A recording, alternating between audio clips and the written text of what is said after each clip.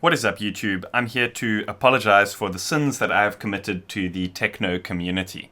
So if you don't know what I'm talking about, I made a video probably about a year ago now, I think, and the idea of this series of videos was just to kind of like make random genres and, nothing too serious, and just kind of have some fun with different stuff, not the everyday sort of psytrance that I'm so used to making and so used to doing on my channel. So it turns out that that's one of the most watched videos on my channel and probably the most requested follow-up. And not only that, it's probably the most controversial in terms of the comments. And I think maybe I wasn't clear enough with my whole idea, or maybe the problem was that I kind of titled the video a little bit kind of ambiguously.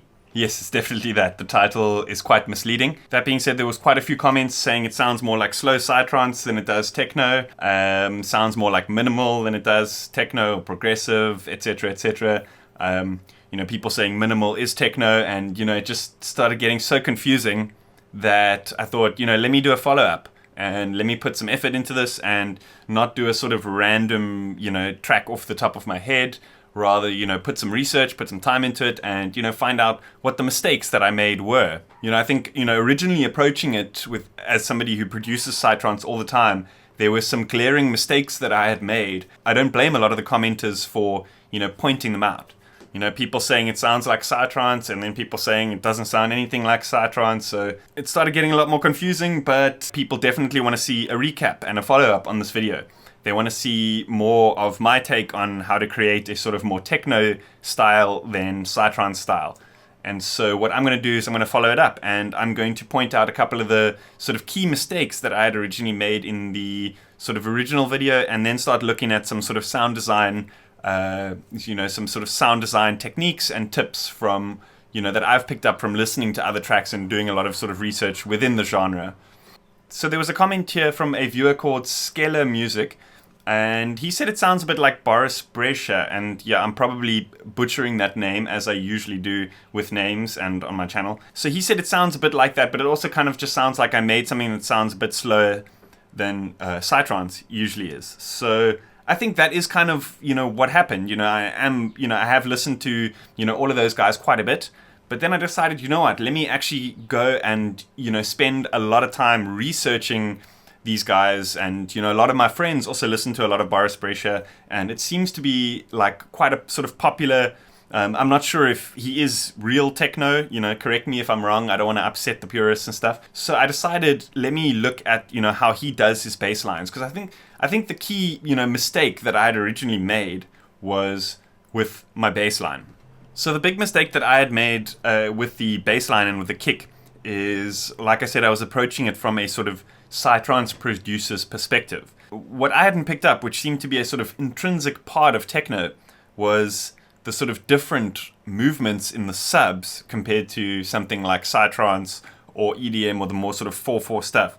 The subs kind of move a lot less with the actual kick, kind of on their own sort of pattern, but they kind of need to work with the kick to create a sort of groove. And I'll show you what I'm talking about. So originally, like I said, I was approaching this from a sort of psytrance perspective where, you've got like kick and then bass and then kick and then bass. I wasn't thinking about like overlapping the different elements like the subs and stuff like that to create, different grooves. And I think that's something that Boris Brescia does quite well in his productions. Is it almost seems like his subs and his kicks are kind of coming from a single element to create this kind of groove, as opposed to just a 4/4, which is there, that creates the kind of rhythm, but there's a lot more kind of complexity going on in the subs. One thing I did was I changed the MIDI pattern, and I changed the way that I was sidechaining this sort of sub that I had originally created. So this is the new MIDI pattern of the sub that I had created now. And as you can see, I'm not worrying about whether the kick and the bass are overlapping, because I'm still going to do some sort of tricky sidechain techniques and stuff, in the processing.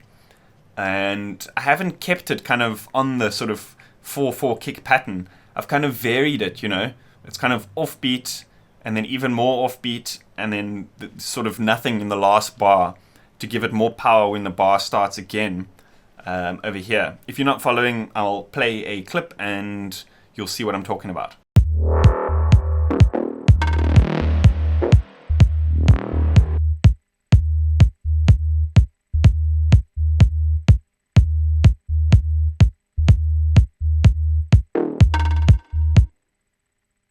So also one thing in the previous video, I was kind of concentrating on creating a sort of more full range bass line, you know, with the subs and with the mid bass.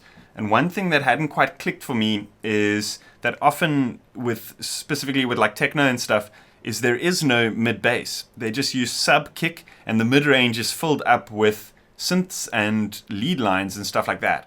And that allows you to use a lot more low range in the actual synths. So you don't have to EQ them as high up. Usually I EQ my synths and stuff at about 250 so that they're not clashing with my bass and stuff. But here, because the bass is just subs and a bit of kick, we've got a lot more, you know, space in that sort of 100 to 250 hertz range to create a much more kind of low frequency synth, you know, a lot more kind of deeper, grindier synths and stuff like that. So that's one thing that was kind of like a light bulb moment for me. You know, completely getting rid of that kind of mid-bass mentality that I had and just concentrating on getting the groove of the sub. So on the actual preset of the synth, I had originally, you know, created a bit of attack and sustain and decay and stuff because I was heavily relying on the envelope within the preset to create that kind of like groove or movement in the bass. But I think, again, I was approaching it very wrong. So what I did here was I just set these kind of back to default, attack down and sustain up, so that when the key is held, the note sustains from when it's held down till when the key is let go.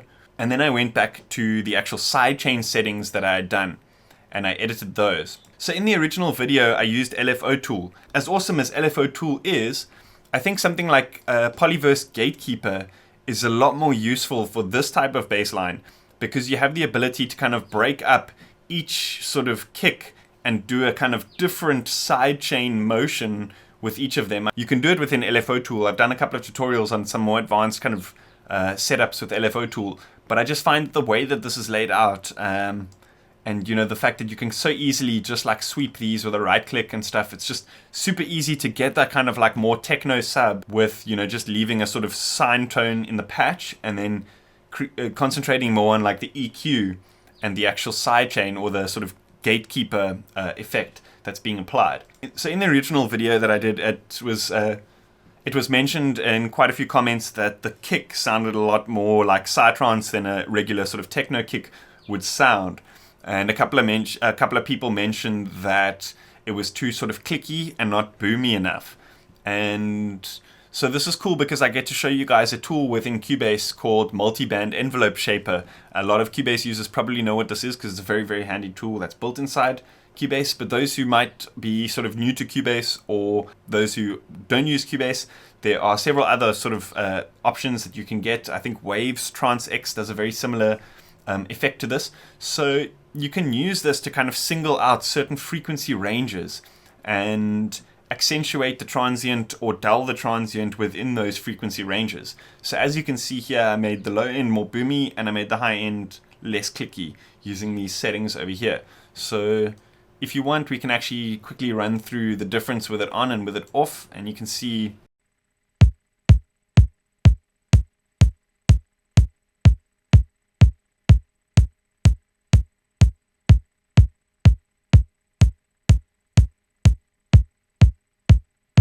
so it's quite a magic plugin with kicks. It's also quite helpful with Psytrance bass lines, but with this type of bass line, I'm not going to be doing any sort of transient manipulation because I just want that kind of like deep sine tone. So yeah, this is the final effect of the kick and bass. Once I've changed the MIDI pattern, changed the sidechain settings, and edited the preset a little bit.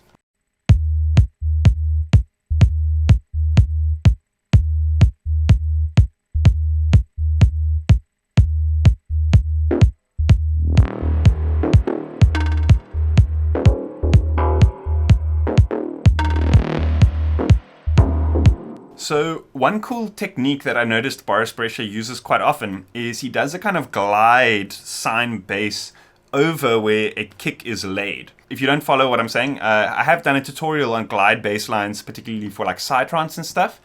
But the cool thing about this is, see the line is where like your kick would usually be.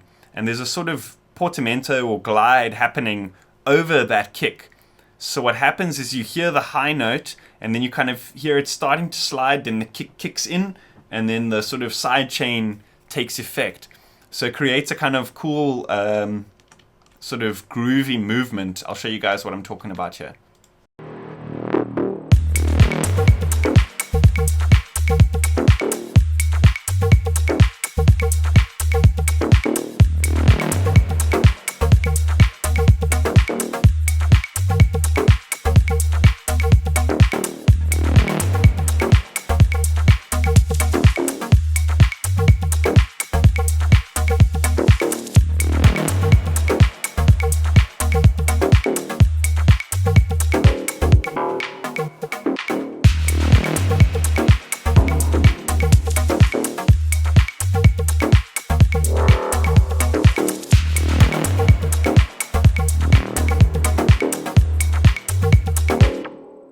Awesome. I hope you guys enjoyed that. I hope you found it helpful.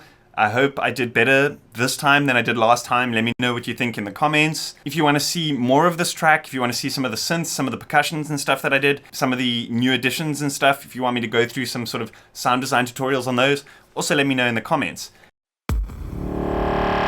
A big thanks to IDM Mag, proud supporters of the dance music scene and my channel.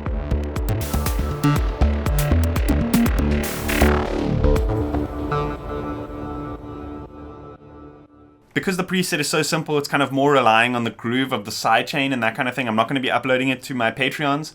But that being said, if you want to know what I'm talking about, if you want to know what the whole Patreon thing is all about, head on over to the link that's going to be somewhere on the screen right now. As always, hit that like button, hit that subscribe button. See you guys next time.